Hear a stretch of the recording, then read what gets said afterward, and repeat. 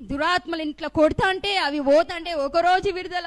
పోయిన వారమే నేను సాక్ష్యం చెప్పాలి, నాకు భయం ఏంది, నేను రానికి ఆత్మీయత అంటే పిలిచినప్పుడు నేను పోకుంటే అట్లనే భయమే కూర్చున్నా. కానీ పోవాలంటే అస్సలు రానియాలి సైతాన్. రాత్రి కూడా అసలు నేను ఇలా సాక్ష్యం చెప్తాను, రాత్రే నేను సిద్ధపాటు చేసుకుంటే 2 గంటల నుంచి అసలు నన్ను బయటకు అసలు తలనొప్పి తిప్పడము అసలు మస్తు ఇదైపోయింది. రాత్రి నుంచి తెల్లారదాకా. అయినా ప్రభా నిన్ను నేను మహిమపరచాలి ప్రభా, సైతానికి అపజయం ప్రభా, నీకు జయం కలగాలి, ఎట్లయినా మంచిదే ప్రభా అని పొద్దున ఆరాధన అదేందో అభిషేకం ఇట్లా బాబు కూడా నా కోసానికి ఎంతో ప్రార్థన అందరు చేసిళ్ళు, నా కోసానికి ఎందరు చేసిళ్ళు. అందరికీ నా హృదయపూర్వక వందనాలు చెల్లిస్తున్నా.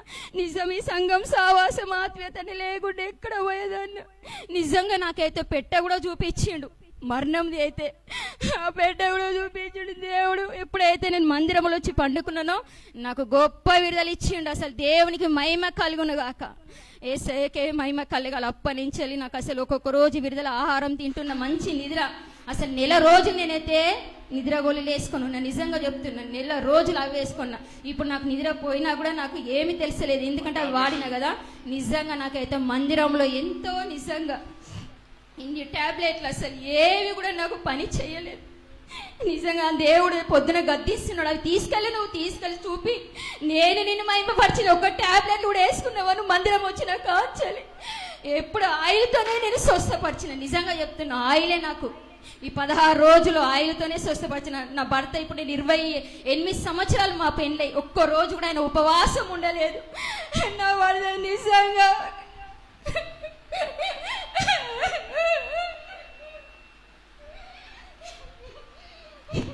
దేవునికి స్తోత్రం. గట్టిగా చప్పట్లకూడదు. 3 రోజులు ఇప్పుడు 3 వారాల నుంచి ఉపవాసం ఉంటున్నాడు ఆయన. ఆయన ప్రార్థన కూడా దేవుడు విన్నాడు. నా పిల్లలు కూడా 3 రోజులు ఉపవాసం ఉన్నారు నా కోసానికి. వాళ్ళందరూ ప్రార్థన, సంఘం ప్రార్థన చేసిన అందరికీ వందనాలు చెల్లిస్తున్నా. దేవుడైతే ఎన్నో మేలు చేసి నిజంగా అద్భుత కార్యం. నిజంగా నేను ఇక చనిపోయేదాకా ఆయన పాదాలు వదలను. నేను వాగ్దానం చేసిన నా దేవునికి నిజంగా నేను ఈ 3 నెలలు అయితే ఎంత అవసరం ఇచ్చినో అది నాకు తెలుసు, నా యేసయ్యకే తెలుసు. ఆయనకే మహిమ కలుగును గాక. నా ఆత్మీయ తండ్రి కూడా వందనాలు చెల్లిస్తున్న. ఈ చిన్న సాక్ష్యం దేవుడు ఆశీర్వదించును గాక.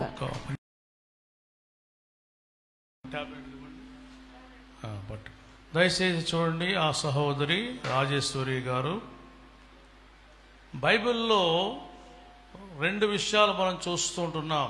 అపోస్తుల కార్యాలు 10వ అధ్యాయం 38వ వచనం ప్రకారము దేవుడు నజరేయుడైన యేసుక్రీస్తు వారిని పరిశుద్ధాత్మతో శక్తితో అభిషేకించినందువలన దేవుడు ప్రజలకి మేలు చేయుచు అపవాది చేత అనగా సాతాను చేత దుష్ట శక్తి చేత పీడించబడుతున్న మానవులను స్వస్థపరుస్తూ అనేక మేలులు చేయుచు ఆయా గ్రామాలు ప్రాంతాలు తిరుగుచుండెను. దేవునికి స్తోత్రం. అమ్మ మెడిసిన్ చేతిలో పట్టుకోమ్మా. చూడండి, ఆ సహోదరి వ్యాధి అనుకొని చూడండి, ఆ డాక్టర్ ఏదో హాస్పిటల్ కూడా వెళ్ళినట్టున్నారు. వారు ఏ హాస్పిటల్ వెళ్ళారమ్మా?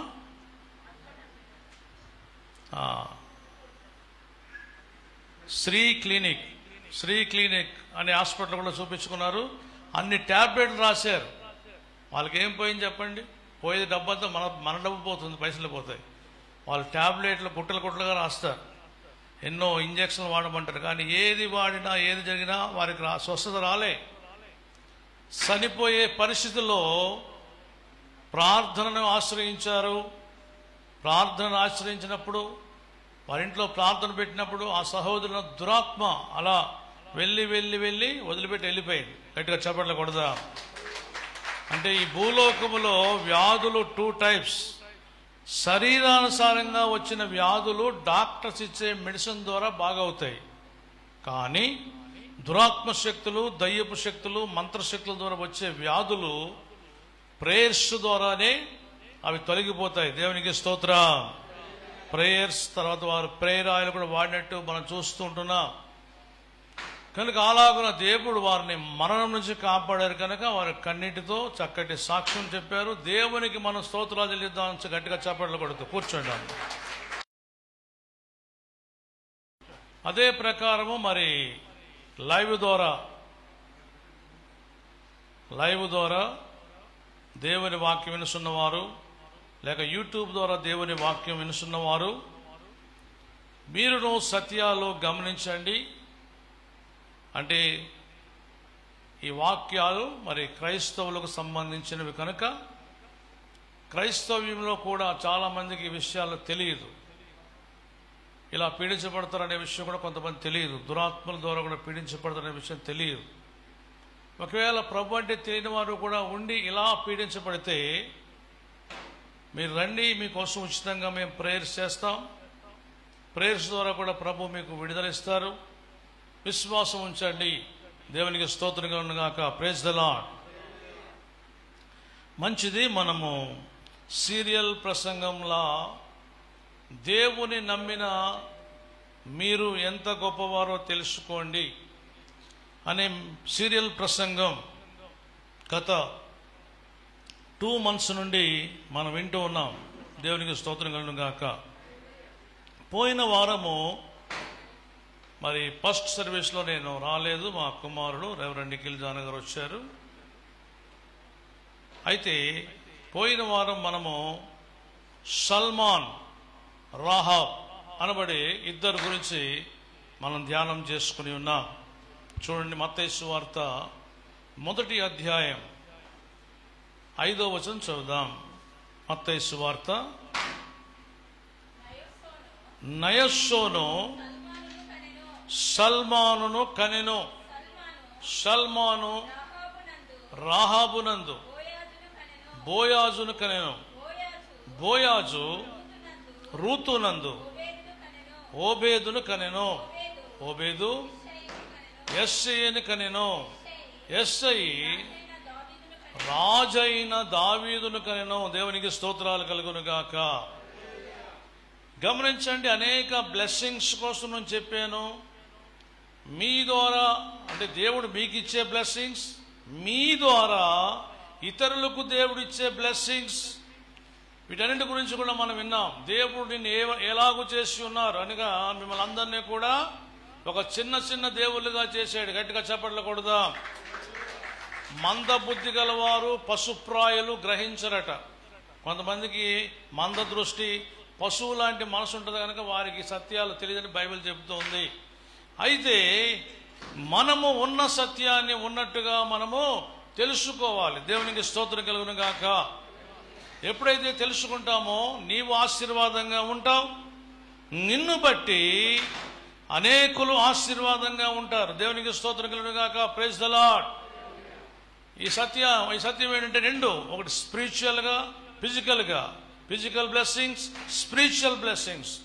ఆత్మ సంబంధమైన ఆశీర్వాదాలు, శరీర సంబంధమైన ఆశీర్వాదాలు, ఇవన్నీ కలిగి ఉంటాం. ఇక్కడ మీరు వచ్చిన వారందరూ కూడా 99% అందరూ కూడా అన్యుల్లో నుండి వచ్చారు. అంటే ఒకప్పుడు యేసు ప్రభు అంటే మీకు తెలియదు, మీ పితరులకు వాళ్ళ పితరులకు తెలియదు. కానీ తర్వాత ప్రభులోకి వచ్చారు. వచ్చిన తదుపరి ఎన్నో బ్లెస్సింగ్స్ పొందుకుంటూ ఉన్నారు. ఒకసారి మీ పేరెంట్స్ అడిగి తెలుసుకోండి. ఎవరైనా యూత్ ఉంటే, నిజంగా పాస్టర్ గారు చెబుతున్నారు, బిషప్ గారు చెబుతున్నారు, నిజమేనా మమ్మీ, నిజమేనా డాడీ? మమ్మీ ఉంటే మమ్మీని అడగండి, డాడీ ఉంటే డాడీని అడగండి. నిజంగా జరిగిన ఏమైనా మన జీవితాల్లో కార్యాలు, మన ఫ్యామిలీస్లో కొంతమంది మర్చిపోయి దేవునికి కృతజ్ఞత లేని వారుగా జీవిస్తారు. కనుక ఎప్పుడు కూడా మనము కృతజ్ఞత కలిగిన వారుగా జీవించాలి అని వాక్యం చదివిస్తూ ఉంది. అందుకే ఈ లిస్టులో ఉన్న వాళ్ళందరూ కూడా దేవునికి దగ్గరగా ఉన్నవారు, కృతజ్ఞత కలిగిన వారు, దేవుని విడువక వెంబడించిన వారు.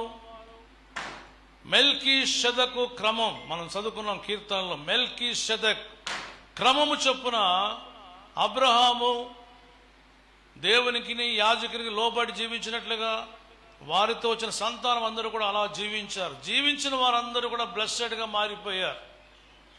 జీవించని వారు మధ్యలో అనేక ప్రాబ్లమ్స్లో ఇరుక్కొని చాలా సమస్యలు కొని తెచ్చుకోవడం జరిగింది. అలాంటి వారు కూడా మధ్యలో ఉన్నారు. అందులో ఎవరు? యాకోబు. యవనస్తుడిగా ఉన్నప్పుడు, మ్యారేజ్ కాకముందు ఏమీ లేక ఒట్టి చేతులతో ఒక 1 రూపీ కూడా లేకుండా ఆ గుట్టలలో ఒక రాయి తల కింద పెట్టుకొని పడుకొని భయపడుతూ ఉన్నాడు. నా జీవితం ఎలా ఉంటుంది, నా లైఫ్ ఎలా ఉంటుంది, నాకు మ్యారేజ్ జరగాలి కదా, జాబ్ రావాలి కదా, లేక బిజినెస్లో నేను బ్లెస్డ్ కావాలి కదా అని అనేక విధాలుగా తలస్తున్నప్పుడు దేవుడు ప్రత్యక్షమై ఉన్నాడు. గట్టిగా చప్పట్లు కొడదాం. ఈ అంత్య దినాలలో తన ప్రియ కుమారుడైన యేసుక్రీస్తు వారి ద్వారా నీకు ప్రత్యక్షం అవుతున్నంటే వాక్కు ద్వారా నీకు ప్రత్యక్షమై వాక్కు ద్వారా దేవుడు నిన్ను పిలుస్తూ ఉన్నాడు. దేవునికి స్తోత్రం కలుగును గాక. ప్రయాసపడి భారము మోస్తున్న సమస్త జనులారా నా యొద్దకి రండి, తప్పక నేను మీకు మేలు చేస్తాను. నిజంగా ఈ రోజున అనేక మంది ఇలాంటి మేలులు పొందుకుంటూ ఉన్నారు. దేవునికి స్తోత్రం కలుగును గాక. లాస్ట్ వీక్ నేను చెప్పాను, ఎవరి గురించి చెప్పానంటే సల్మాన్ రాహాబ్. సల్మాను త్యాగ పురుషుడు. ఎంత త్యాగ పురుషుడు అంటే వేశ్య అయిన ఒక స్త్రీకి లైఫ్ ఇచ్చాడు. గట్టిగా చప్పట్లు కొడదాం. అనేక మంది ఇతరుల లైఫ్ ని పాడు చేస్తారు, ఇతర జీవితాలని పాడు చేసే వాళ్ళు ఉన్నారు. పక్కింటి వారి జీవితాలను, ఎదురింటి వారి జీవితాలను, పొరుగింటి వారి జీవితాలను కొందరు పాడు చేస్తారు. కొంతమంది ఫ్రెండ్స్గా ఉంటారు, నమ్మబలుగుతారు, వారే మోసం చేస్తూ ఉంటారు. కొంతమంది ప్రేమ అనే పేరు మీద, లవ్ అనబడే పేరు పైన శరీర కోరికలు తీర్చుకునే లవ్. అది కామాతురత అని బైబిల్లో ఉంది. కామకృత్యాలు జరిగించుకోవడానికే లవ్ అని పేరు పెట్టుకుంటారు. అది కాదు నిజమైన ప్రేమ. నిజమైన ప్రేమ అనగా యేసు ప్రభువలే మనల్ని మనము బలిగా అర్పించుకోవడము, ప్రాణత్యాగము చేసేదే నిజమైన ప్రేమ. దేవునికి స్తోత్రం కలుగును గాక. Praise the Lord. ఒక వ్యక్తి ఒకరు మాట్లాడుతున్నారట. అతను నన్ను బాగా ప్రేమిస్తున్నా నా వెంట పడుతున్నాడు అన్నప్పుడు ఆ అమ్మాయికి ఒక సలహా చెప్పారు. నిజంగా ప్రేమిస్తే నా కోసం ఒకసారి ట్రైన్ కింద పడవా? నిన్ను పరీక్షించుకుంటున్నా. ఏం చేస్తున్నా? నిన్ను పరీక్షిస్తున్నా. నా కోసం ఒకసారి ఏం చెయ్యి? ట్రైన్ కింద పడి త్యాగం చెయ్యి. అప్పుడు నేను నా మీద ఉన్నది ప్రేమ కాదా అని చెప్పి నేను తెలుసుకుంటాను అన్నమాట. అమ్మో నీకు దండం తల్లి అని చెప్పి అక్కడి నుంచి వెళ్ళిపోయాడు. మరి యేసు ప్రభు మీ అందరి కోసం నేను చనిపోవడానికి సిద్ధంగా ఉన్నాను. గట్టిగా చప్పట్లు కొడదాం. సిద్ధంగా ఉండవే కాదు, అందరి కొరకు మరణించాడు. ఆ మరణం ఏదో ఒక్కసారి వచ్చింది కాదు. తలలో ముండ్ల కిరీటం, ముండ్లంటే మనం లాంటి ముండ్లు కాదు, దాదాపు 5 ఇంచెస్ నుండి 6 ఇంచెస్ వరకు ఉంటాయి. యెరూషలేములో నేను చూశాను ఆ ముండ్ల చెట్టుని. దాంతోనే కిరీటం అల్లారు. చేతుల్లో మేకులు, కాళ్ళల్లో మేకులు, బల్లే పోటు. ఆ నైట్ 40 టైమ్స్ కొడతో కొడితే చర్మం అంతా కూడా ఊడిపోయింది. అంతగా మీ దేహాలతో సర్వలోకము వారి దేహాలతో చేసే పాపాల కోసం వారిని శిక్షించవలసి ఉంటుండగా ఆ శిక్ష అంతయు ప్రభువైన యేసుక్రీస్తు వారు భరించారు. దేవునికి స్తోత్రం. చూసారా ఆయన ఎంత ప్రేమామయుడై ఉన్నాడో. అంతగా మనల్ని ఆయన ప్రేమించాడు కనుక మనమును అంతగా ఆయన్ని ప్రేమించాలి. అంటే ఈ సంఘము అనబడే స్త్రీ తనకు నమ్మకమైన భార్యగా ఉండాలి అని మనందరినీ కూడా ఆయన రక్తంతో కొనుక్కున్నాడు. దేవునికి స్తోత్రం కలుగును గాక. ఆయన పరిశుద్ధ రక్తంతో మనందరినీ కొనుక్కున్నాడు. గట్టిగా చప్పట్లు కొడదాం, క్లాప్స్ కొడదాం. అంటే మన కొరకు త్యాగం చేసినట్లుగానే నీ జీవితంలో ఏమి త్యాగం చేస్తూ ఉన్నావు? ఎవరికైనా లైఫ్ ఇచ్చావా? లేకుంటే మోసం చేసి వదిలిపెట్టాలని మనసుందా? మన నిజంగా ఈ సల్మాన్ ఆ రాహాబ్ అనబడే ఒక వ్యభిచార వృత్తి చేస్తూ రక్షణ పొందింది. దేవుని స్తోత్రం. ఆమె ఒక సెక్స్ వర్కర్. దేహాన్ని మనీ కొరకు అమ్ముకునే స్త్రీ. కొంతమంది కొవ్వెక్కిన వాళ్ళు ఉంటారు, కొవ్వెక్కి పాపం చేసే వాళ్ళు ఉంటారు భూమి పైన. భర్తకు తెలియకుండా కొంతమంది, భార్యకు తెలియకుండా మరి కొంతమంది అలాంటి వాళ్ళు ఉన్నారు. అప్పుడప్పుడు పేపర్లో న్యూస్లో చూస్తూ ఉంటాం. అలా ఉండి దొరికిపోయారు అని. బైబిల్లో కూడా ఉంది అలా దొరికిపోయారు అని. ఆ ఇద్దరిని బల్లెంతో పొడిస్తే ఈయన కడుపులో నుంచి ఆమె కడుపులో నుంచి బయటకు వస్తుంది బల్లెం. అప్పుడు అక్కడ ఉన్నటువంటి పాపం తొలగిపోయింది, రోగం నిలిచిపోయింది. గట్టిగా చప్పట్లు కొడదా. ఆ రోజుల్లో భయంకరం శిక్ష ఉండే. నడి రోడ్డు పైన బల్లెంతో పొడిచి పాడేశారు ఇద్దరిని. పాపంలో దొరికిపోయారు ఇద్దరు. అయితే ఇక్కడ చూస్తే ఈమె వృత్తే అది. కొంతమంది అలాంటి వృత్తి కలిగిన వారు ఉంటారు. కానీ ఈమె ఏమైందంటే రక్షణ పొంది మారు మనసు పొంది యెహోషువ గ్రంథములో 2వ అధ్యాయంలో చెబుతుంది. అక్కడికి వేగులు వారంటే ఆ సిఐడిస్ అక్కడ దేశం ఎలాగుంది, దాన్ని మనం జయించగలమా, అక్కడ ఎంత మిలిటరీ స్ట్రెంత్ ఎంత ఉంది, ఎన్ని వేల మంది మిలిటరీ వాళ్ళు ఉన్నారు, వాళ్ళని ఓడించగలమా అని వారు వస్తారు. నిజంగానే వారు చూస్తారండి. అప్పుడు తెలిసిపోయింది ఎవరో సిఐడిస్ వచ్చారు మన రాజ్యంలోకి, వాళ్ళని పట్టుకోవాలని. అప్పుడు వీరు ఎటుకు పోవడానికి ప్లేస్ దొరకదు. ఆ టైంలో ఈ రాహాబ్ అనబడే వేశ్య వాళ్ళని ఇద్దరిని కాపాడి ఆమెకున్నటువంటి గృహములో లోపల దాచిపెట్టి జమ్ము అనబడే ఆ గడ్డంతా కూడా వాళ్ళిద్దరి పైన వేసి కాపాడుతుంది. అప్పుడు సైనికులు వస్తారు. ఇటు ఎవరైనా వచ్చారో ఒక ఇద్దరు వ్యక్తులు, మాకు న్యూస్ అందింది, వేరే దేశం నుంచి మన దేశం పైనకి వచ్చినట్లుగా తెలిసింది అంటే, ఇద్దరైతే చూశాను కానీ వారు అటెటో వెళ్ళిపోయారు అని చెప్పేస్తుంది. చెప్పి అలా కాపాడుతుంది. దేవునికి స్తోత్రం. ఎందుకు కాపాడేవు నన్ను మమ్మల్ని అంటే ఆమె చెప్పుద్దా చరిత్ర. ఎర్ర సముద్రాన్ని మీ దేవుడు పాయలు చేయడం నేను చూశాను, మా గుండెలు అలసిపోయినవి. యోర్దాను నది గాని మిగతా అద్భుతాలు గాని మేము విన్నప్పుడు మాకు చాలా భయం కలిగింది. ఎంత గొప్ప దేవుడు ఉన్నాడా భూమి మీద అనుకున్నా. ఇక ఈ దేశం మీదకి వస్తున్నారంటే అయిపోయింది మా దేశం పని. చూసారా, విశ్వాసంతో ముందే చెప్పేసింది ఆమె. ఇంత మహాదేవుని నమ్మినటువంటి వారు యుద్ధానికి ఇక్కడికి వస్తున్నారంటే ఇక మా గుండెలు పిండి అయిపోయినవి అని 2వ అధ్యాయంలో చక్కగా చెప్తుంది. అప్పుడు నిజమే, దేవుడు ఈ యెరికో పట్టణం అంతటినీ అప్పగించబోతున్నాడు. అందులో ఒక్కరు కూడా మిగలరు. అయితే నీకు ఛాన్స్ ఇస్తున్నాం, ఈ ఎర్రటి దారం నీ ఇంటి విండోస్ కట్టు అనగానే, ఓకే అయ్యా తప్పకంట. మా నన్నే కాదు, నా ఇంటి వాళ్ళు ఉన్నారు, మా తండ్రి తల్లి కూడా ఉన్నారు, అందరికీ చెప్పు, మీ ఇంటి వారందరికీ రక్షణ కలగజేస్తాం, మిగతా అందరికీ మరణమే. దేవునికి స్తోత్రం. నోవాహు కాలంలో ఎన్ని కుటుంబాలు రక్షణ పొందారు చెప్పండి? Only 1 family. అపోస్తుల కార్యాల్లో ఒక సైన్యాధిపతి, జైలర్, వాళ్ళ ఫ్యామిలీ, నేడు నీ ఇంటికి రక్షణ వచ్చింది అన్నట్లుగా ఒక్కొక్క కుటుంబం. ఆ యెరికో పట్టణంలో ఎంతో మంది జ్ఞానులు, గొప్పవారు, ధనవంతులు ఉంటుండగా ఇక్కడ చూస్తే ఈమె ఒక్కతే రక్షణ పొందింది. దేవునికి స్తోత్రం. అంటే ఇక్కడి నుంచి నేను వ్యభిచార వృత్తి బంద్, ఇక్కడి నుంచి నా శరీరాన్ని అమ్ముకోను, దేవుని కొరకు నేను సాక్షిగా జీవిస్తాను,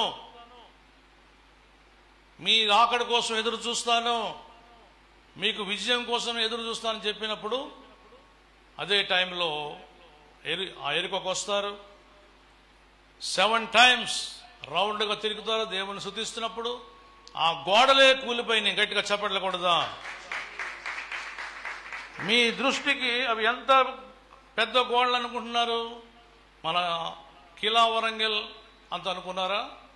ఇంకా పెద్ద, ఎంత పెద్దవంటే ఆ కోట గోడ పైన ఈమె ఇల్లు కట్టుకుందంటే చూడండి ఎంత పెద్ద ఉండొచ్చు. కోట గోడ పైన ఇల్లు కట్టిందంటే ఆ కోట గోడలు ఎంత పెద్దగా ఉన్నవి. అంత పెద్ద కోట గోడలు దేవుని స్తుతిస్తున్నప్పుడు, ప్రేయర్ చేస్తున్నప్పుడు, గణపరుస్తున్నప్పుడు పట్ట పట్ట పట్టమని ఆ కొన్నిసార్లు చిన్నప్పుడు పేక మేడలు కట్టేవాళ్ళం. పేకతో, పత్తాలతో కడితే ఉఫ్ అంటే కింద పడిపోయి అలా మొత్తం అన్ని కూడా పడిపోయినాయి. దేవుని స్తోత్రం. అప్పుడు ఈ ఇంటికి ఎర్రటి దారం కట్టబడి ఉంది కనుక ఆ ఇంటి వారు అందరిని వారు రక్షించారు. అప్పటి నుండి ఊరి శివారులో ఉన్నటువంటి ఈ వేశ్య యొక్క గృహము ఇశ్రాయేలుతో పాటు కలిసి నివసించడానికి దేవుడు సహాయం చేశాడు. దేవునికి స్తోత్రం. మన జీవితంలో కూడా ఇలాంటి గుణగణాలు ఎక్కడో ఉంటాయి, ఎక్కడో మారుమూల ఉండొచ్చును, ఒకటి కాకపోతే రెండు ఉండొచ్చు, ఎన్నో ఉండొచ్చు. అయినప్పటికీ అవన్నీ దేవుడు క్షమించి తన పిల్లలుగా మార్చుకున్నాడు. దేవునికి స్తోత్ర. ఇప్పుడు ఆమెకి మన లైఫ్ ఇవ్వడానికి ఎవరు ముందుకు వచ్చారు చెప్పండి? సల్మాన్ ముందుకు వచ్చాడు. రాహాబును పెళ్లి చేసుకున్నాడు. అంటే ఎంతో మంది అవమానించవచ్చును. కట్నాలు తీసుకుంటే అవమానించాలి. ఒరే అమ్ముడిపోయావు నా కొడుక అని చెప్పి, ఆ కొడుకను అమ్ముడిపోయావు, నా కుమారుడు ఏమైపోయావు, కట్నానికి అమ్ముడిపోయావు, కట్నానికి అమ్ముడిపోయావు నువ్వు. కానీ ఇక్కడ చూస్తే ఆమె దగ్గర ఏమైనా ఉందా చెప్పండి? ఏమీ లేదు. ఒకటేముంది, దేవుడు ఆమె మనసులో ఉన్నాడు. దేవునికి స్తోత్రం. ఇక నుంచి నేను ఏ పాపం చెయ్యను, నా శరీరాన్ని పాపానికి అమ్ముకోను, పాపానికి దాసురాలుగా ఉండను అని తీర్మానం చేసుకుంది. ఈయన ఆమెకు లైఫ్ ఇచ్చాడు. అది త్యాగం. నేను అర్థం చేసుకోవాలి. ఎవరేమన్నా కానీ ఒక త్యాగజీవి ఎవరిని లెక్క చేయడు. నేను ఒక దీపాన్ని, ఆరిపోయిన దీపాన్ని వెలిగిస్తున్నాను. దేవునికి స్తోత్రం. చీకటి బ్రతుకును వెలిగించట్లోనే త్యాగం ఉంది. త్యాగం అంటే అది. త్యాగం చేయాలి, ఒక త్యాగిగా జీవించాలి. ఇతర కుటుంబాలను పాడు చేయడమో లేక సంఘాన్ని పాడు చేయడమో ఇలాంటి పనులు చేయడంలో త్యాగం లేదు. ఇతర కుటుంబాలను పాడు చేస్తే నీ కుటుంబం దేవుడు పాడు చేస్తాడట. దేవుని సంఘాన్ని పాడు చేస్తే దేవుడు నిన్ను పాడు చేస్తాడని చెప్పి ఉంది. దేవునికి స్తోత్రం కలుగును గాక. చాలాసార్లు నేను గమనించా.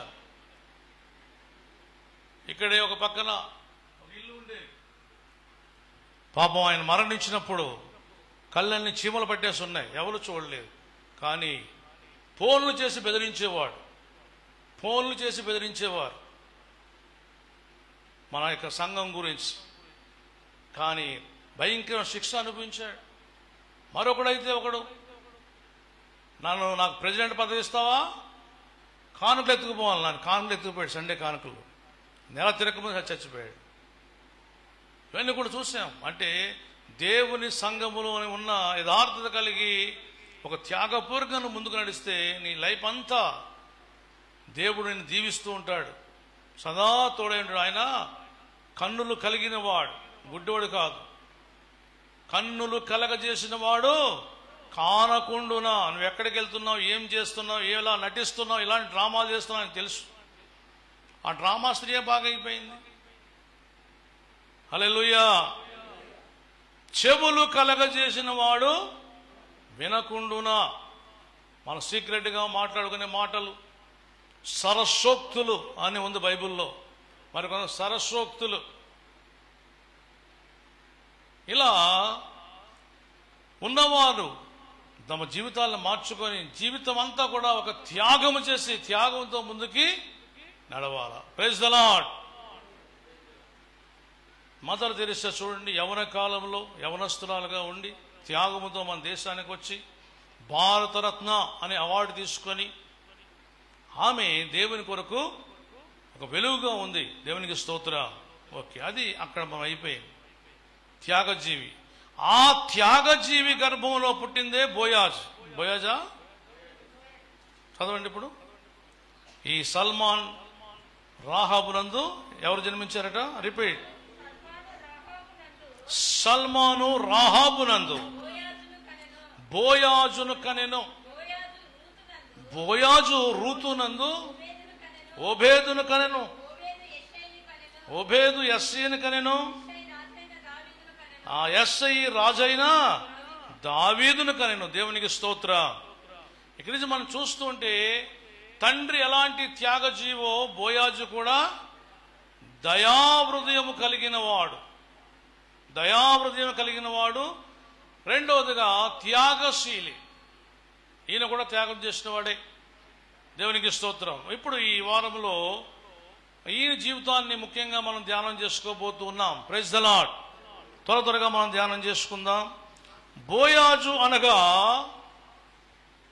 వేగిరమే పరిగెత్తువాడు, అనగా స్పీడ్గా పరిగెత్తువాడు. మన జీవితం చిన్న జీవితం. దేవునికి స్తోత్రం కలుగును గాక. అప్పుడప్పుడు నాకు అనిపిస్తూ ఉంటుంది, అరే ఇంత త్వరగా అయిపోయిందా, నా జీవితంలో ఒక ఆ పేజ్ అయిపోయింది, అప్పుడే 50+ వచ్చేసానే, ఇంత త్వరగా జరిగిపోయిందా అనుకుంటూ ఉంటారు. నా మనవాళ్ళ ఎత్తులో నాకు ఆశ్చర్యం కలుగుతుంది, అప్పుడే తాతనైపోయినా అని. అంటే మనిషి జీవితం చూడండి, త్వరగా అది గతించిపోతూనే ఉంటుంది. అయితే ఇవన్నీ చూస్తున్నప్పుడు మనం ఏం చేయాలి? దేవా, నా జీవితంలో కూడా నా రోజులు త్వరగా గడిచిపోతూ ఉంటాయి కనుక నేను కూడా ఈ లోకంలో నా కుటుంబం కోసం, నా భార్య కోసం, లేక భర్త కోసం, పిల్లల కోసం, లేక నా సంఘం కోసం నేను స్పీడ్గా వేగనమై త్వరగా పరిగెత్తాలి అనే ఒక ఆశ మనలో ఉండాలి. దేవునికి స్తోత్రం కలుగును గాక. కొంతమంది సోమరులుగా ఉంటారు, చాలా మంది సోమరులుగా ఉంటారు. సోమరి ఎప్పుడు కూడా ఏమీ సాధించలేడు.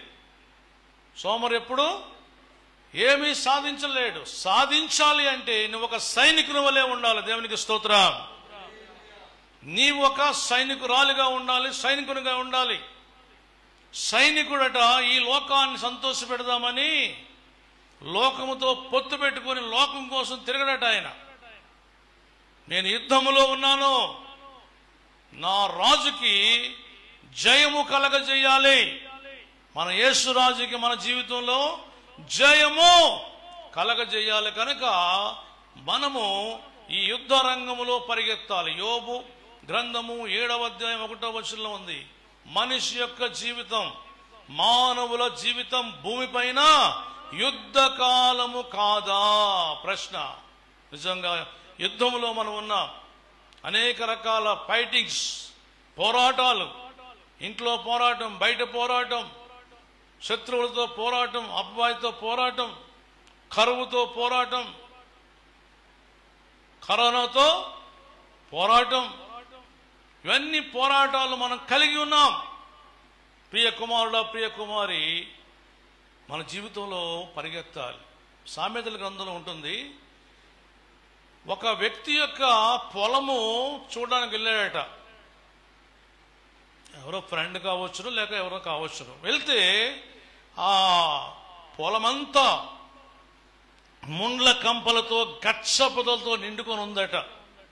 దున్నబడలేదు, అందులో ఏమీ నాటింది లేదు, ఏమీ లేదు. పక్క పొలాలు బాగున్నాయి. కారణం ఏంటి చెప్పండి? వీడెవడో సోమరోడు. పొలము అనగా సంఘం. దేవునికి స్తోత్రం.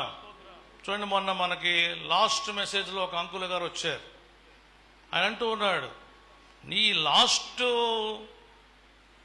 సర్వీస్కి, 3వ సర్వీస్కి ఎంతమంది వచ్చారంటే ఇంకా ఎంతమంది ఉండొచ్చు పాస్టర్ గారికి?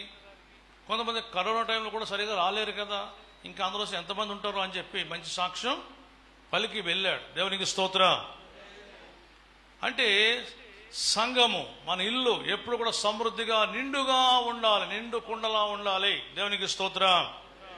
పూర్వము ఎవరైనా గెస్టులు వస్తే యూదులైతే యూదాచార ప్రకారం గ్రేప్ జ్యూస్ ఇచ్చేవారు. ఆంధ్ర ప్రాంతం వెళ్తే కొబ్బరి బొండాలు ఇస్తారు. మరి కొన్ని ప్రాంతాలకు వెళ్తే మజ్జిగ, బటర్ మిల్క్ ఇస్తారు. మన దగ్గరకు వస్తే చాయ్. అవునా కాదా? అంటే ఒక్కొక్క దగ్గర ఒక్కొక్క సంప్రదాయము ఉంటూ ఉంది. అలాగని మరి దేవుని విషయంలో కూడా మనమందరం కూడా చాలా ఆసక్తి కలిగి ఉండాలి. అక్కడ చూస్తే పాడి లేదు, పంట లేదు.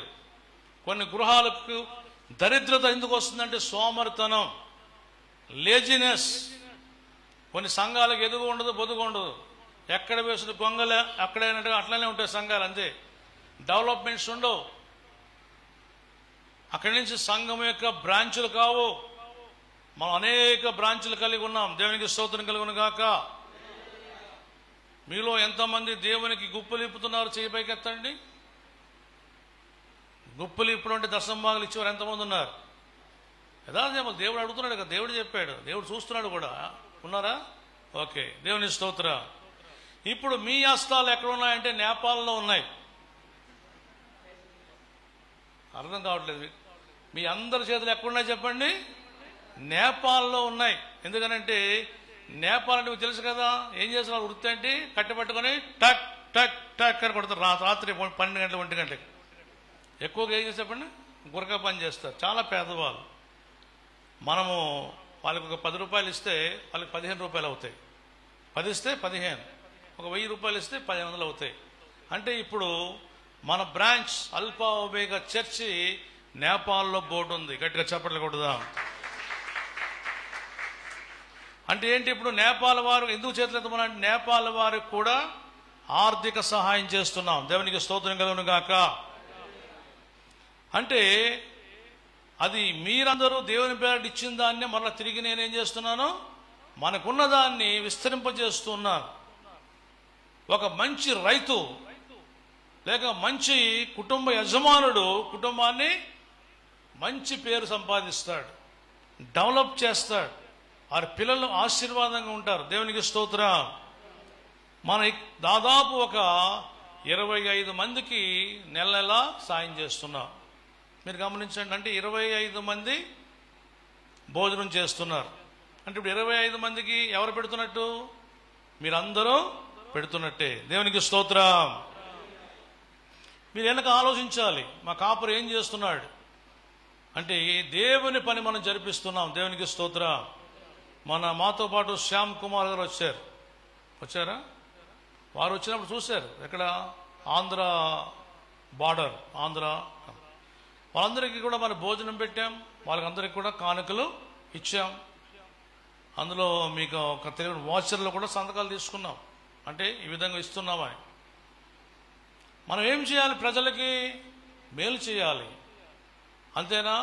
ఈ ప్రతిరోజు కూడా పైన మనం ఒక 10 మందికి రోజు భోజనం పెడుతున్నాం. 10 మంది రోజు పెడుతున్నాం భోజనం. దానికి సాక్షులు మన వాళ్ళే ఉన్నారు. ఇక్కడ అడగవచ్చు మీరు, నిజమా కాదు. లేక మధ్యాహ్నం పూట మీరు 1 o'clock వరకు వస్తే చూడవచ్చు పైన చేస్తున్నామా లేదా. ఇవన్నీ ఏమిటి అంటే ఒక వ్యక్తి ఉన్నప్పుడు నేను తిన్నాను అంటే సరిపోదు. నీ కడుపుకు నువ్వు తింటే అది అది కాదు. ఇతరుల యొక్క కడుపు కూడా చూడాలట. అది క్రీస్తు యేసునకు కలిగి ఉన్న ఈ మంచి మనసు మీరు కలిగి ఉన్నాడు. దేవునికి స్తోత్రం. ఇప్పుడు కనుక ఇక్కడ బోయాజు అనే పేరుకి ఏం చెప్పండి? వేగిరమే, స్పీడ్గా పరిగెత్తుట. దయచేసి వాక్యం విన్న మీరు కూడా పరిగెత్తును నేర్చుకోండి. ఫిలిప్పుని పరిశుద్ధాత్మ దేవుడు ప్రేరేపించి, కుమారుడా ఫిలిప్, ఇవాంజలిస్ట్ ఆయన, నీవు వెళ్ళి, ఒక వ్యక్తి నా మందిరానికి వచ్చాడు, ఆరాధన చేశాడు, తిరిగి వెళ్తున్నాడు. అపోస్తుల కార్యాలయం 8వ అధ్యాయంలో ఉంటుంది ఈ మాట. ఆయనకు వాక్యం అర్థం కావట్లేదు, అండర్స్టాండ్ అవ్వట్లేదు మెసేజ్. నువ్వు వెళ్ళి ఆయనకి చక్కగా అర్థమయ్యేట్లు పోయి నువ్వు టీచ్ చేయని చెప్తారు. కొంతమంది వాక్యం చెప్తారు కానీ అర్థం కాదు కొంత వినేవారికి. పాయింట్ అన్ని కూడా చక్కగా అర్థం కావాలి. ఆయన పరిగెడతాడు. ఎక్కడో రథం అంటే కారుతో సమానం. కారు ఎంత ఫాస్ట్గా పోతుందో ఆ రోజుల్లో రథం. అందుకని హార్స్ పవర్ అంటారు ఇంజిన్స్కి. ఏ పవర్? గుర్రపు స్పీడు. అందులో ఒక్కొక్క స్పీడ్ ఒక్కొక్క రకంగా ఉంటుంది. కనుక ఆ గుర్రాలు, మరి మినిస్టర్ గుర్రాలు అవి చాలా ఫాస్ట్గా వెళ్తాయి. అంత ఫాస్ట్గా ఆయన పరిగెత్తాడు. గట్టిగా చప్పట్లు కొడదాం. పరిగెత్తి ఆ రథాన్ని కలుసుకోవడం జరిగింది. హలో బ్రదర్, సార్, మినిస్టర్ గారు, మీరు చదువుతున్నది ఏంటి, మీకు అర్థమైందా అంటాడు. తీసుకున్నారా? బైబిల్లో చూస్తున్నారా? అర్థమవుతుందా అంటే ఎవరైనా నాకు ఎక్స్ప్లెయిన్ చేయకుంటే, టీచ్ చేయకుంటే నాకెలా అర్థమవుతుందని ఆయన అంటాడు. అదేం భాగం అంటే యెషయా 53వ అధ్యాయం ఆయన చదువుతున్నాడు. చూడండి ఎంత ఆశ ఉంది ఆయనకి. చర్చిలో ఆరాధన చేశాడు, మందిరంలో తిరిగి వెళుతూ ఉన్నప్పుడు కూడా తన కారు లేక రథంలో చదువుతూ వెళ్తున్నాడు. ఎంత భక్తి చూడండి. మనం బయటికి వెళ్ళగానే మర్చిపోతాం. ఆమె ఏం డ్రెస్ వేసుకుంది, ఈయనేం డ్రెస్ వేసుకున్నాడు, అబ్బో ఈయనకి బాగానే కొత్త బైక్ వచ్చింది.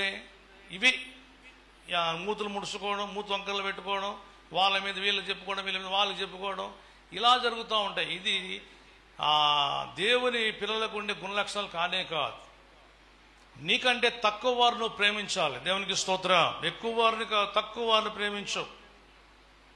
వాళ్ళు చెప్తుండే నేపాల్ పాస్టర్ అంటున్నాడు, అయ్యా నేను ఈ కొండల్లో ఈ అడవుల్లో కూడా సేవ చేస్తున్నాను, ఈ లాక్డౌన్ టైం లేక కరోనా టైంలో మాకేమీ లేదు అంటూ ఉన్నాడు. చూడండి, అలా ఎంతోమంది ఉన్నారు. మనం మేలు చేయడానికి టైం సరిపోదు కనుక మంచి కార్యాలు మంచి పనులు మనం చెయ్యాలి. ఓకే, ఆ దారిలోనే అతను రక్షణ పొందాడు, బాప్తిజం పొందాడు. వెళ్తున్నప్పుడే దేవునికి స్తోత్రం కలుగును గాక అంటే ఎంత స్పీడ్గా వెళ్ళుంటాడు. అందుకే ఇదే ఫిలిప్పు గ్రంథములో 3:14 చూడండి ఒకసారి. ఫిలిప్ 3:14 క్రీస్తు యేసునందు దేవుని ఉన్నతమైన పిలుపునకు కలుగు బహుమానము పొందవలనని గురి యొద్దకే పరిగెత్తుచున్నాను. Praise the lord. చూసారా, పరిగెత్తకపోతే మనకు బహుమానం దొరకదు. పరిగెత్తాలనే ఆశ లోపలుంటే దేవుడిని ప్రపంచమంతటా పరిగెత్తిస్తాడు. దేవునికి స్తోత్రం. నీకు ఆశ లేకపోతే నీ ఇంటి చుట్టూనే పరిగెడతావు, కాజీపేటలోనే పరిగెడతావు. ఆ పరువు కాదు దేవునికి కావాల్సింది. సర్వ సృష్టికి వెళ్ళాలి. ప్రభు అంటారు, ఎదుట ఉన్న గ్రామానికి వెళ్దాం పదా, ప్రయాసపడదాం, కష్టపడదాం. మదర్ తెరెసా సింగిల్గా వచ్చింది, ఒక దేశాన్ని వదిలిపెట్టేసింది. ఒకసారి ఒక సిస్టర్, ఆమెకి 25 years 30 వరకు 30 లోపల ఉంటుంది. ఒక 70 సంవత్సరాల ఒక వ్యక్తితో డాడీ అని పిలుస్తూ ఆయన ఇద్దరు కలిసి సేవకి వెళ్తారు. అంటే ఆమెకు తోడుగా. పెద్ద వయసు, యవనస్తులు కాదు. యవనస్తులు యవనరాళ్ళు తిరగమని లేదు బైబిల్లో. పెద్దవారు ఉండాలి తోడుగా, తల్లిలో తండ్రి. వారికి విజయవాడలో ఆమె పాపం వాష్రూమ్కి వెళ్ళి స్లిప్ అయి పడిపోయింది. అది కాలు ఇంత వాపు వచ్చేసి కాజీపేటలో దిగిపోయారు. ఢిల్లీ పోతున్నారు. ఇక్కడ ఎక్కడైనా చర్చి ఉందా అంటే మన చర్చికి మన ఎవరు తెలిసిన ఆటో డ్రైవర్స్ ఇక్కడ పట్టుకొచ్చాక నాకు ఫోన్ చేస్తే నేను వచ్చాను. ఆమె చెబుతూ ఉంది, నా కుటుంబంలో దేవుడు నన్ను రక్షించాడు, సింగపూర్కి వెళ్ళి సేవ చేయమని చెప్పాడట. ఆ సింగపూర్ ఎక్కడుందో నాకు తెలియదు, పాస్పోర్ట్ లేదు. మనం ఏదైనా ఒక విదేశం వెళ్ళాలంటే ఏముండాలి? పాస్పోర్ట్ ఉండాలి, ముందే తీసి పెట్టుకోవాలి. ఇజ్రాయెల్ పోవాలంటే కూడా ముందే ఉండాలి. తర్వాత ఆ దేశము అంగీకార పత్రం మనకి ఇవ్వాలి. ఓకే, రావచ్చును, మా దేశం రావచ్చు, మా సింగపూర్ రావచ్చు, మలేషియా రావచ్చు, ఇజ్రాయెల్. వాళ్ళు మళ్ళీ స్టాంప్ వేసి మనకి వీజా, దాని వీజా అంటాం, వీజా వారు పంపాలి. తిరిగి దానికి కావలసిన ధనం ఉండాలి మన దగ్గర, ఇన్ని ఏర్పాట్లు ఉండాలి. నాకు ఇవేమీ లేవు. వాళ్ళ ఇంట్లో వాళ్ళ బ్రదర్ చెప్తే, నోర్మై సేవ లేదు, ఏం లేదు, సేవ కావాలంటే ఇక్కడే చేసుకో. నా దేవుడు ఆ పని చెప్తలేడు, సింగపూర్ పొమ్మంటున్నాడు. సింగపూర్ అని మొక్కమా? అసలు నీకు ఎయిర్పోర్ట్ అంటే తెలుసా? చూసే ఎప్పుడన్నా నీకు అసలు పాస్పోర్ట్ అంటే తెలుసా? నీకేం తెలియదు, గమనుండను అంటే. ఆయన ప్రారంభం చేస్తున్నప్పుడు తిరిగి వాళ్ళ ఇంట్లో వాళ్ళు బయటికి వెళ్ళగొట్టారట. నువ్వు సేవ అన్న బయటికి వెళ్ళిపో. యవనస్తురాలు బయటకు వచ్చేసింది. దేవుడు నిజంగా ఆమెకి పాస్పోర్ట్ ఇచ్చి వీజా ఇచ్చి సింగపూర్ పంపించాడు. గట్టిగా చప్పట్లు కొడదాం. రియల్. మన వాళ్ళని అడగండి, చెప్తారు. ఇక్కడ మన చర్చిలోనే ఉండే ఒక 2-3 రోజులు ఆపు అంతా తగ్గేవారు ఇక్కడే ఉండే. ఆమెకు మేము అందరం భోజనం చేసి పెట్టాం. లాస్ట్కి సింగపూర్ పోయి కూర్చుందట. యేసు రక్తమే జయం దేవా, సింగపూర్ వెళ్ళమన్నా సింగపూర్ వచ్చాను, ఎక్కడ పోవాలి నేను. ఈ లోపల మరొక సహోదరు ఎవరో వచ్చి ఆమె చేర్చుకొని అక్కడ సింగపూర్లో ఆమెను సేవలో వాడుకోవడం జరిగింది. అలా సింగపూరు ఇండియా ఏదో షికారుకి వెళ్తున్నట్టుగా పోవడం రావడం. తర్వాత ఢిల్లీలో కూడా దేవుని సేవ చేయమంటే ఆ ఢిల్లీలో ఈ అంకుల్ గారు కనిపిస్తే పెద్ద వయసు ఆయనను ఒక డాడీగా చేర్చుకొని ఇక్కడంతా తిరుగుతూ ఉంటుంది. అంటే ఇప్పుడు ఢిల్లీ వెళ్తుంది, ఢిల్లీ నుంచి అటు పోవాలి. గమనించండి, దేవుని సేవ అంటే ఏమనుకుంటున్నారు మీరు? విరామం లేకుండా కష్టపడేదే దేవుని సేవ. కొత్త కొత్త ప్రాంతాలకు వెళ్ళి చేసేదే దేవుని సేవ. పిలుపుని దేవుడు ఏమన్నాడు? వెళ్ళమని చెప్పాడు, పరిగెత్తన్నాడు. పరిగెత్తాలి. దేవునికి స్తోత్రం కలుగును గాక. ఇది రియల్ మినిస్ట్రీ. ఓకే, రైల్వేలో జాబు చేసే ఒక కుటుంబం పాపం ఆయన భర్త గారు డ్రైవర్ 3-4 రోజులు వెళ్ళొస్తూ ఉంటాడు. ఈ లోపల మరి ఈమె సరిగా ఉండాలి కదా, భార్యమని వేరే ఒక వ్యక్తితో, ఒక యవనస్తుడితో అక్రమ సంబంధం పెట్టుకుందట. చూడండి, భర్త నీకోసం రైల్వేలో కష్టపడి సంపాదించి నీకు పెడుతూ ఉంటే నువ్వు చేసే పనిదా? ఒకసారి యవనస్తుడు మరి వాళ్ళ ఫ్రెండ్ కలిసి ఆమెతో ఎంజాయ్ చేయడానికి వెళ్తూ ఉన్నాడు. వెళ్ళేసరికి ఎవరైనా కింద ఉంటా, నేను పోయి ఆమెతో ఎంజాయ్ చేసి వస్తాను. లోకమంతా శరీరాశ, నేత్రాశ, జీవపు డంబం, ముఖ్యంగా వ్యభిచారపు ఆత్మతో నిండుకుని ఉంది లోకమంతా. నేను మలేషియా సేవకి వెళ్తున్నప్పుడు ఫస్ట్ రోజు నేను ప్రేయర్ చేస్తున్నా. అక్కడ వారు ఇచ్చిన రూమ్లో మొత్తం ఒక తాడి చెట్టు అంత ఎత్తు ఉంది, చాలా లావుగా ఉంది. ఒక ఆడదయ్యం అంత పెద్దగా ఉండి పెద్దగా అరుస్తూ ఉంది. ఎందుకు వచ్చావు ఈ మలేషియాకి? అనేకల్ని పాపంలో పడేస్తున్నాను, వ్యభిచారపు మత్తులో పడేస్తున్నాను, త్రాగుడులో పడేస్తున్నాను, దేశమంతా పాపతో నింపుతున్నాను. ఇక్కడికి నువ్వు ఎందుకు వచ్చావు? నేను ఏం చేస్తానో చూడు అని అది చేయవలసిన పనులు చేసింది. అంటే ఎయిర్పోర్ట్లో పడేసింది. అది మన మనుషులు పడేస్తుంది కానీ నన్ను ఇట్లా పడేసింది. ఆ ఎక్సలేటర్ చాలా హైట్ ఉంటాయి. సింగపూర్లో దిగినప్పుడు ఆ బ్యాగ్ పట్టుకెళ్తుంటే ఆ బ్యాగ్ వచ్చి నా కాళ్ళ మీద పడింది, నేను వెనక్కబడ్డాను. ఇప్పటికీ కాళ్ళ మీద ఆ రక్తం వచ్చింది, అక్కడ అంత గాయమైపోయింది. ఎన్నో చేసినప్పుడు నేను నా దేవుని పేరట నిన్ను బంధించడానికి వచ్చిన సైతాన్ అని చెప్పి నేను చెప్తున్నా. అట్లా పోరాటం జరిగింది. దేవుని కృపలో 2 times వెళ్ళడం జరిగింది. చాలా మంది బలపడ్డారు. దేవునికి స్తోత్రం కలుగును గాక. సేమ్ కువైట్లో కూడా ఇవే కొన్ని ఆత్మలు ఉన్నాయి. అక్కడ కూడా నాకు ప్రాబ్లం జరిగింది. అంటే చూడండి, మీరు అనుకోవచ్చును ఒట్టిగా జరుగుతుందో దేవుని సేవ కాదు. మీరు మీ వెనక ఎన్నిటికి చేశారో అవన్నీ ఫైటింగ్ వస్తాయి మా మీద. ఈరోజు మీరు హాయిగా ఉన్నారు, హ్యాపీగా. అని పాత స్థితి మీరు గుర్తు తెచ్చుకోండి. వాటికి ఎలా పోరాటం జరిగిందో అలాంటి పోరాటమే ఈ పరుగు. కనుక ఈయన మంచి పోరాటం పోరాడాడు. మంచి పోరాటం పోరాడము అని పౌలు భక్తుడు చెబుతూ ఉన్నాడు. నాకైతే కిరీటం ఉంచబడింది. దేవునికి స్తోత్రం. నేను మంచి పోరాటం పోరాడాను, నా పరుగు తుదముట్టించాను. దేవునికి స్తోత్రం. ప్రతి ఒక్కరికి ఒక పరుగు ఉంది. మంచి పరుగు పరిగెత్తాలి. హల్లెలూయా. 2వ పాయింట్లో మనం చూస్తుంటే ఈయనెవరు? దయ కలిగిన వాడు. చెప్పండి, ఎవరైనా? బోయాజు దయ కలిగిన వాడు. రూతు గ్రంథం చూడండి, 2వ అధ్యాయం 4వ వచనం ఫాస్ట్గా చదవండి, ఫాస్ట్గా ముగించుకుందాం. బోయాజు బెత్లెహేము నుండి వచ్చి యెహోవా మీకు తోడై ఉండును గాకని చేను కోయి వారితో చెప్పగా ప్రైజ్ ది లార్డ్. ఈయన ఎవరు? యాజకుడా, విశ్వాస? చెప్పండి, యాజకుడా, పీస్టా, బిలీవర్? మీకదే నేర్పిస్తున్నా. మీరు ఎప్పుడు ఏం చేయాలి? వచ్చిన వెంటనే తగ్గింపు కలిగి గాడ్ బ్లెస్ యూ, దేవుడు మిమ్మల్ని దీవించును కాక అనాలి. Praise the Lord sister, praise the Lord. మనం తగ్గించుకొని చెప్పాలి. దేవునికి స్తోత్రం. ఏమన్నాడు? పనివారు. ఏ పనివారు? వారు కోత పనివారు. ఏదో పెద్ద ఆఫీసర్స్ గుంపు కాదు, సూపర్వైజర్స్ కాదు, మేనేజర్స్ కాదు, వర్కర్స్కే చెప్తున్నాడు. ఏమని? దేవుడు మిమ్మల్ని దీవించునుగాక అంటున్నాడు. అండర్లైన్ చేసుకోండి. ఇంకా వాళ్ళు ఏమంటున్నారు?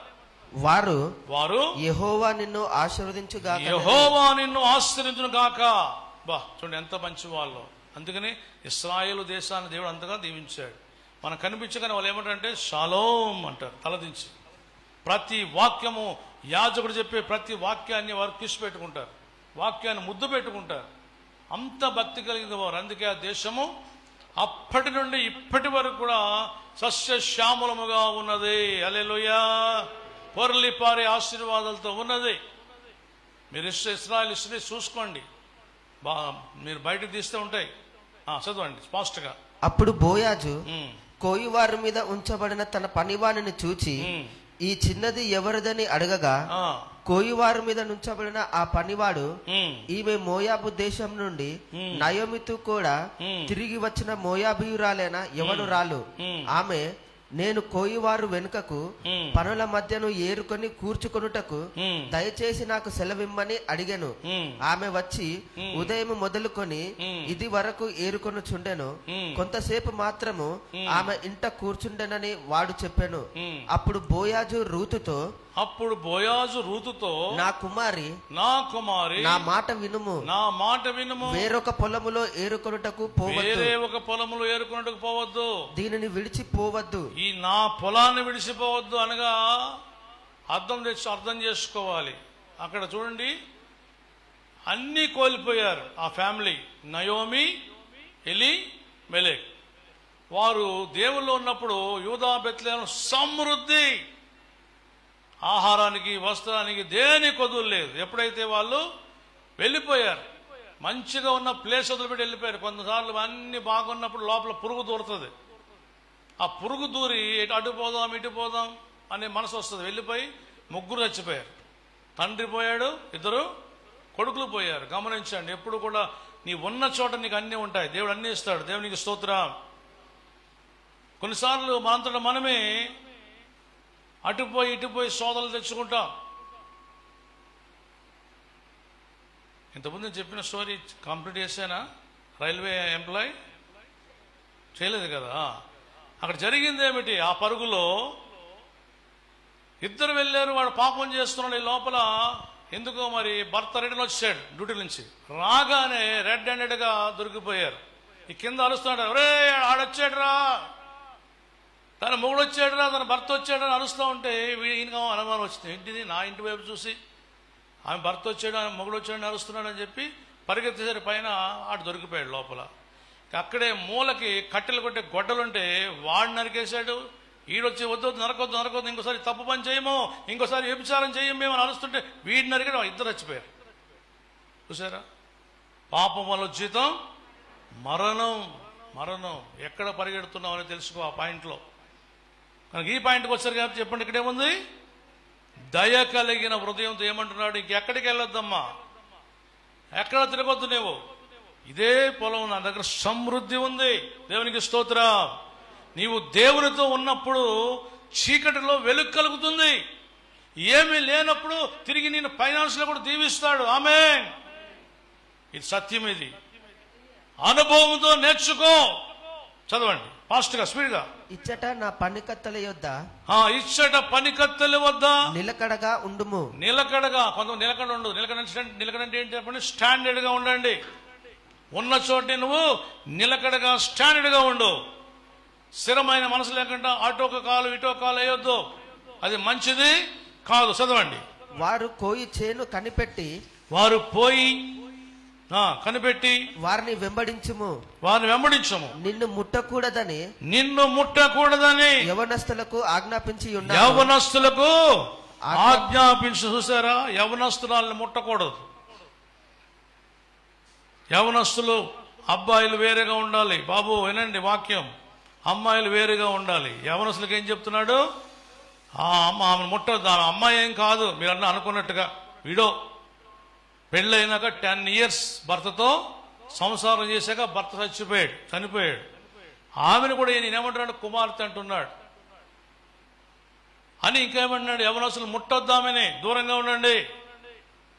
పొలం అనగా సంఘం ఒకటే అయినా కూడా చాలా జాగ్రత్తగా ఉండాలి. స్త్రీలకు స్త్రీలే వేరుగా ఉండాలి, పురుషులకి పురుషులు వేరుగా ఉండాలి. మందిరానికి వచ్చినా కూడా ఒక సైడ్ స్త్రీలు చేసుకోవాలి, ఒక సైడ్ పురుషులు చేసుకోవాలి.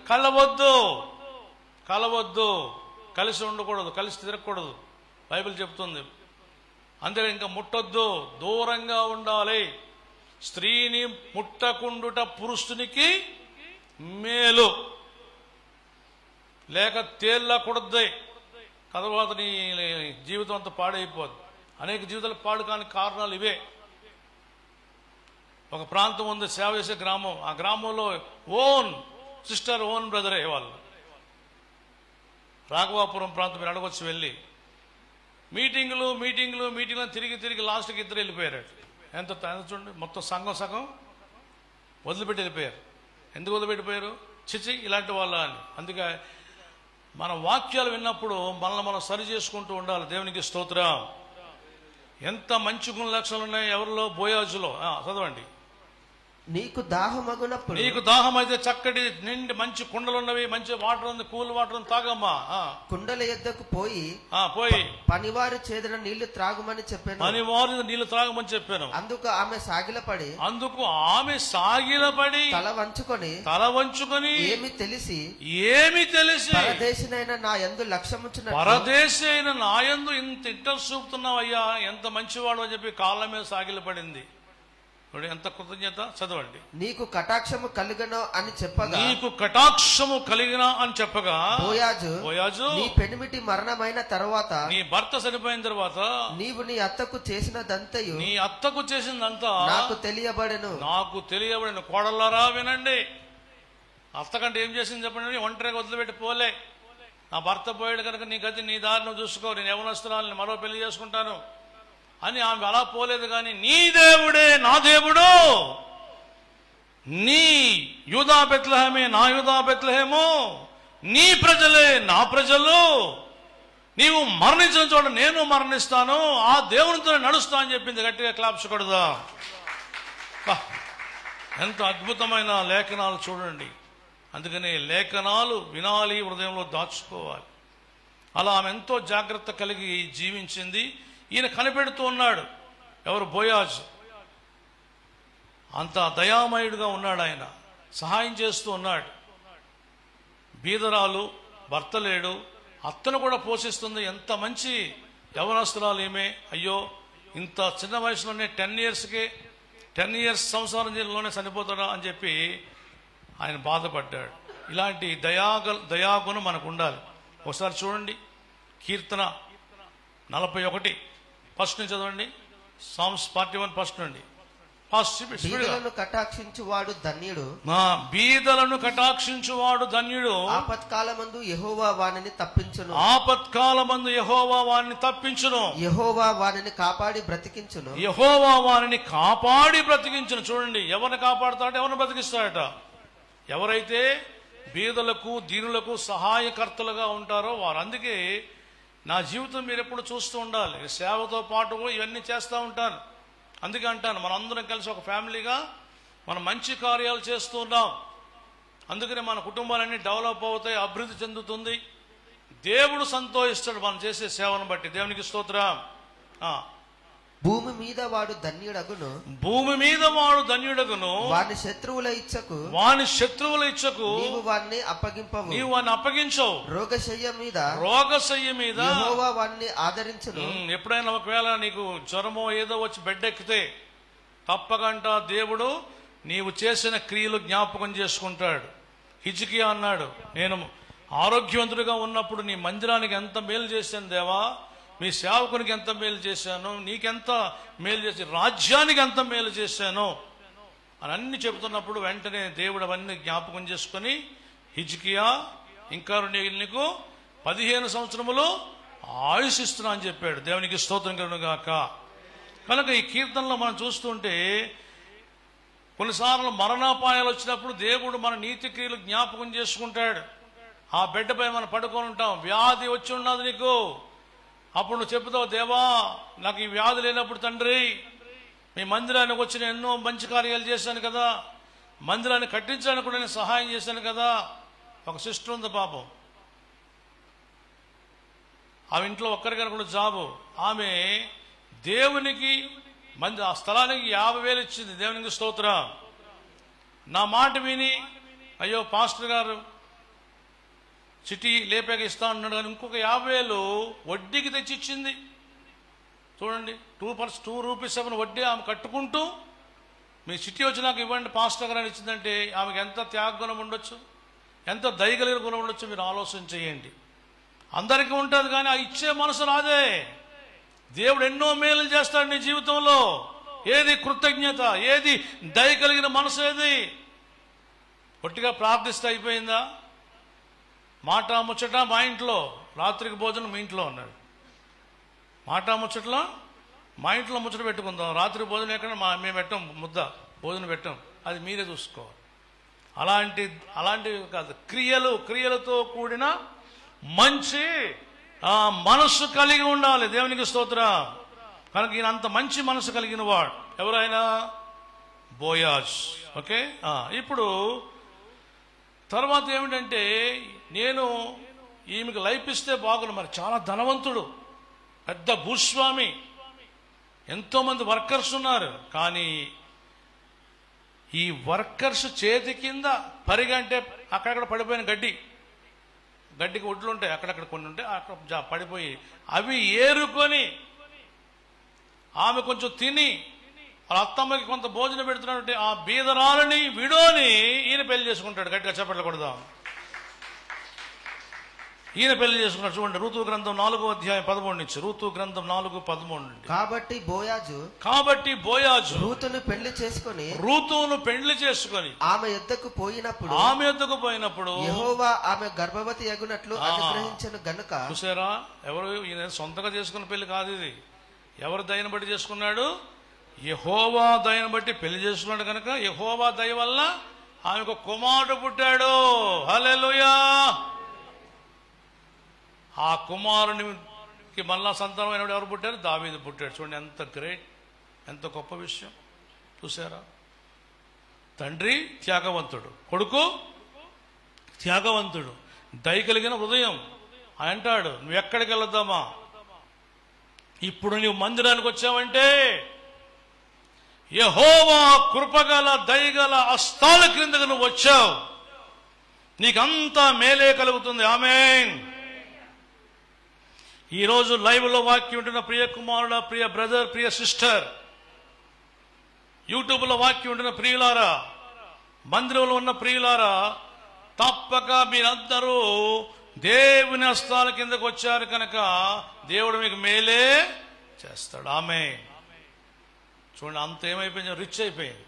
సరే, పిచ్చిగా ఉండి అన్నం కూడా కడుపులో లేక, ఇంట్లో ఆయిల్ లేక, అవి లేక, ఇవి లేక, ఏదో గంజి నీళ్ళు తాగుతున్నాం. ఏమైంది, ఈ రోజున ఒక రిచ్ అయిపోయింది. నిజంగా ఈ బోయాజుకు సాదృశ్యంగా ఆయన దయామయుడు కనుక మన యేసు ఎవరు చెప్పండి? దయామయుడు.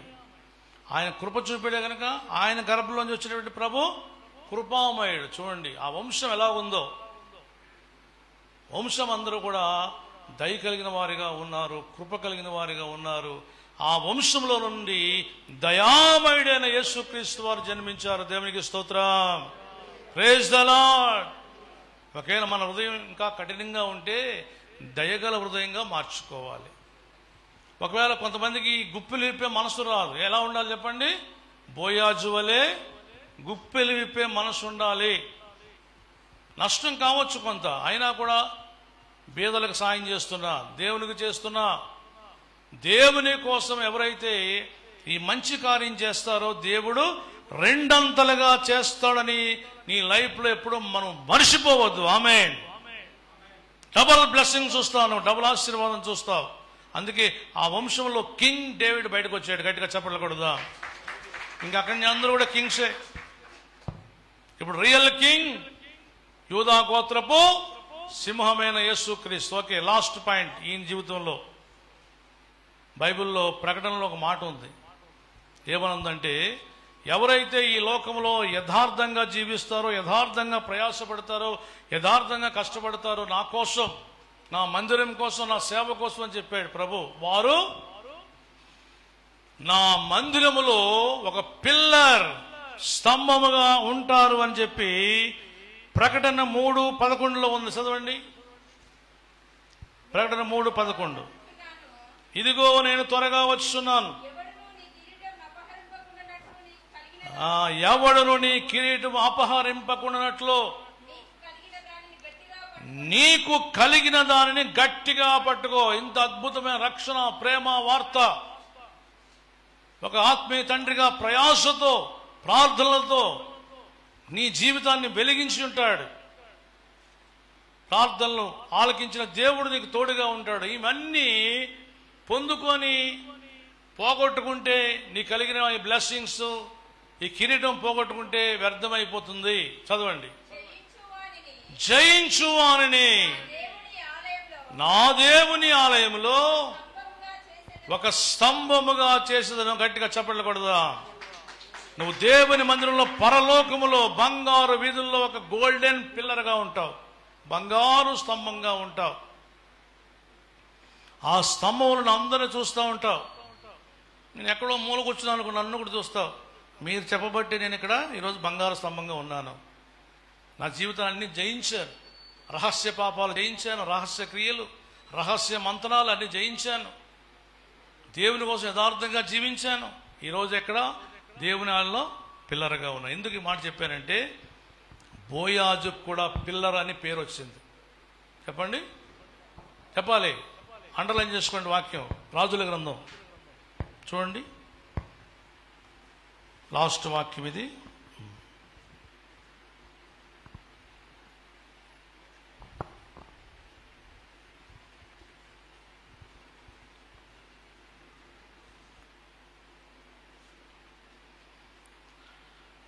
రాజుల గ్రంథంలో ఈ మాట ఉంటుంది. అదే బోయాజుని కూడా అక్కడ ఒక పిల్లర్గా చేసినట్లుగా మనం చూస్తూ ఉంటాం. ఓకే, దీన్ని మీకు వచ్చేవారు మళ్ళీ చెప్తాను. ఇదే ప్రసంగాన్ని కంటిన్యూ చేస్తాను. అయితే ఈరోజు మనం తెలుసుకున్నది ఏంటి చెప్పండి. మొదటగా బోయాజు తండ్రి ఎవరు? సల్మాన్. ఆయన ఎవరు చెప్పండి? త్యాగశీలి. ఇప్పుడు ఈయన బోయాజు దయామయుడుగా ఉన్నాడు, ఇంకా త్యాగశీలిగా ఉన్నాడు. ఒక జీవితం లైఫ్ ఇచ్చాడు, ఒక విడోకి లైఫ్ ఇచ్చాడు. కనుక ఆ కుటుంబాలు సంతోషంగా ఉన్నాయి. ఆ సంతానం నుంచి ఎవరు వచ్చారు? ఇప్పుడు ప్రభువైన యేసుక్రీస్తు వచ్చారు. ఇక మిగతా భాగము ఇదంతా కూడా నేను మిమ్మల్ని చెప్పాను కదా, క్రిస్మస్ వరకు నడిపించబోతున్నానని. కానీ వీళ్ళ జీవితాల్లో చూసుకుని ఆ జీవితాల్లో అనేక సత్యాలు మనం నేర్చుకుందాం, ప్రార్థన చేసుకుందాం. ఈ వాక్యం మీకు వచ్చే వారం చూపిస్తాను. మరలా అందరూ ప్రార్థన చేసుకుందాం. ప్రియ కుమారుడా, ప్రియ కుమారి, ఈరోజు మనం సల్మాన్ గురించి, బోయాజ్ ఇద్దరి గురించి మనం విన్నాం వాక్యం. నిజముగా దేవుడు నమ్మదగిన దేవుడు, మంచివాడు. మనం కూడా మన హృదయాన్ని మంచిగా మార్చుకుందాం. ఇంకా నీ హృదయం ఎలా ఉంది? దయగా లేదా? పోనీ ఎవరి కోసం నువ్వు త్యాగం చేస్తున్నావా, లేక డిస్టర్బ్ చేస్తున్నావా? నిన్ను బట్టి సంతోషిస్తున్నారా లేక దుఃఖపడుతున్నారా? ఎల్లప్పుడూ నువ్వు ఇతరులను సంతోషపెట్టేవారుగా, దేవుని సంతోషపెట్టేవారుగా ఉండాలి. అలాంటి వారి జీవితాల్లో ఒకవేళ వ్యాధి వచ్చినా, బాధ వచ్చినా దేవుడు తప్పక నిన్ను జ్ఞాపకం చేసుకుని నీకు తోడై ఉంటాడు అని మరి వాక్యం సెలవిస్తూ ఉంది. ప్రార్థన చేసుకుందాం. ఈ వాక్యం విన్న మనందరూ కూడా ప్రార్థన చేసుకోండి. దేవునికి మీ హృదయం ఇవ్వండి. సాక్ష్యం విన్నాం కదా, చూడండి, ఒక దుష్టాత్మ ద్వారా సహోదరి మరి పీడించబడి ఎలా బాగుపడింది. నిజమే, దేవుడు ఆనాడు ఈనాడు ఏకరీతిగా ఉన్నాడు. ఆయనను బ్లెస్ చేసే దేవుడు ఉన్నాడు.